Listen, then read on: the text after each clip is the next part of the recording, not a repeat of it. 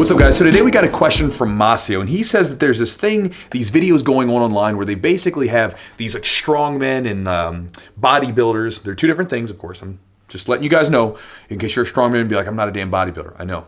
But they have strongmen and these bodybuilders, these huge dudes rolling with people that are trained in, MMA stuff, MMA arts, and particularly jiu-jitsu. And he says that there's one video where Brian Shaw is rolling with Dustin Poirier, like the former UFC champion. There's one with Josh Palmer, a black belt, rolling with Thor Bjornsson. And there's another one with Thor Bjornsson rolling with Gunnar Nelson. And he says that in a lot of cases, the strongmen are doing really well in these little rolling situations that they're having. And he sent me a message. He says, my point is that 90% of the comments say that BJJ is useless against big guys, and after 6 months of BJJ, all these strongmen would just crush all the competitive black belts.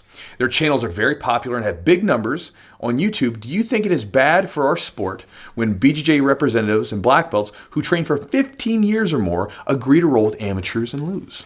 So, brother, let's talk about it. Is it bad for the sport? Well, we'll talk about that towards the end. Let's talk about the whole thing that's going on. So check it out. I had never saw these videos. That's not content I'm very entertained by, because it's very it's just like a little novelty. You see these videos all the time now. It's like BJJ versus whatever, bodybuilding versus this. There's this versus, and when you do that, you create this. It's instant. It's contrast and instant sort of drama. Ooh, what's gonna happen, right? And in the case with Dustin Poirier, like UFC champion versus strongman champion. But I would have been more entertained with that video if it was, the heavyweight champion of the UFC, not the lightweight champion of the UFC. I mean, like, you see them sitting next to each other. They're like, it's another whole human being to weigh the same as Thor, right? For him, like, roughly. So again, it's not as entertaining to me. It's not going to be as competitive. And again, if anybody's rolled with a really large person, it's difficult. A lot of times if you're smaller, you have to be much more calculated and slower, and you have to be very careful not to get yourself in a weird position. And also something to keep in mind is these guys are not just big. These are not average gym bros. These are not just strong people. These are athletes. These are elite athletes at the top of their sport, or at least were at the top of their sport at one point. These are not just dudes you're going to find on the side of the street just hanging out, right? This isn't that kind of situation. You're talking about athletes. It would be a very similar situation if you took like high-level NFL players or anyone that's very athletic and put them into a situation. They're going to be a handful to deal with. I can tell you I've rolled with guys that are like D1 football players. I remember rolling with a D1 fullback. Very athletic dude, super strong. I mean, the dude was like 5'9", 5'10", and he was just a tank.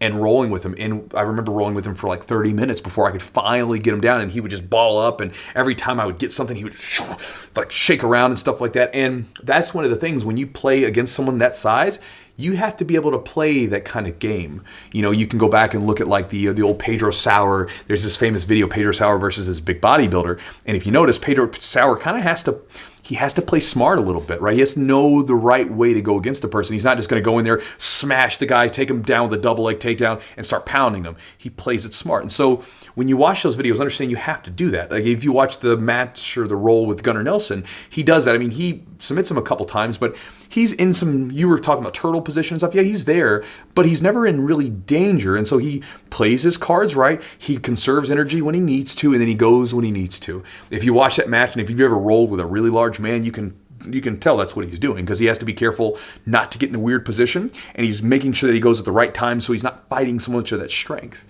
And so I thought I thought Gunnar Nelson did a great job, but to me, those videos, I would have been far more entertained if it was like Jiu-Jitsu black belt who's at a very high level in their sport versus this guy. Because again, it's just one of those things where, again, I know sometimes people get wrapped up in this myth of Jiu-Jitsu where like size doesn't matter, but it's not true. Size does matter. Athleticism matters, but also technique does. But all these things are playing into it. And when you throw the wrench in of athleticism, things change a little bit. Like I've got this guy right now in my gym who is I don't want to throw his name out there, but he was an Olympian at one point in a particular sport that wasn't grappling related, right? It was just a different sport, regular sport. And watching how quickly he's learning things and watching how well he does even at his very limited skill level. Now, as far as what he's been taught, he's doing all kinds of things right. He's doing really well, and he's very tough already just from his athleticism, just from his natural body mechanics and all the neuromuscular connections that he's created. And comparing him to someone who just started at the same time with him, And seeing how fast he's progressed, it just lets you know, like, it just is what it is, right? And in the case of guys like Thor Bjornsson and Brian Shaw, there's just different humans, bro. I mean, I don't know what to tell you. Like, if you ever actually meet one of those guys in person, it will surprise you about how large they are. Because you see them on TV, right? And you think, oh, that's a big guy. Yeah, okay. Go see them in person. And it's like, oh, this is a massive human being. You don't find these guys just hanging out at Walmart all the time. So I don't think it's a bad thing nor a good thing. It's just a thing, right? It's just very popular because it's that novelty thing. The thing that I would say is from a guy who posts video on YouTube to you, don't pay attention to 90% of those negative comments because 100% of those people aren't training, right? They're just people that are sitting in their basement, like typing on a computer, talking trash about a sport that they've never done, they have no experience with. And so they're just talking trash about it. Because if you took like a regular guy who lifts a little bit of weight or whatever, who's like 300 pounds and put him up against a reasonable black belt, they're going to get tooled. But when you're talking about elite athletes, that's a different thing. And there's a lot more things going on there. And again, that's a different animal. And the thing also I would get you to say that, or share this with you, is that when you train with people in the gym, and if you've ever had this happen to you, you will find that when you have some big, really tough wrestler or some football player or some really big, strong person that comes in, a lot of times it may take you a little bit of time to figure them out.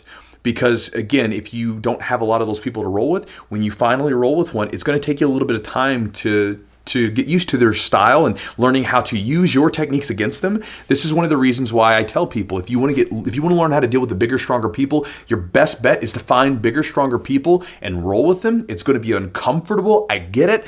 But the long-term thing is that you will understand how to use your techniques against them because it's different. When you can't really assert yourself on someone, when you can't just power a technique through, and you really do have to rely more on the technique, on the angles and the movement at the right times, it really does sharpen your ability to roll with those people. But there's a bit of a learning curve doing it. So I'm just kind of going off all over the place. But yeah, I don't think it's bad for the sport, man. I just think it's just one of those things where it's a popular thing. They've got all those versus videos. But yeah, and by the way, because you said you didn't think Gunnar did a good job, I thought Gunnar did a great job against a guy that size, and he did pretty well. But again, with the other guys, I don't know their skill level. And again, with Dustin, he's so much smaller in comparison.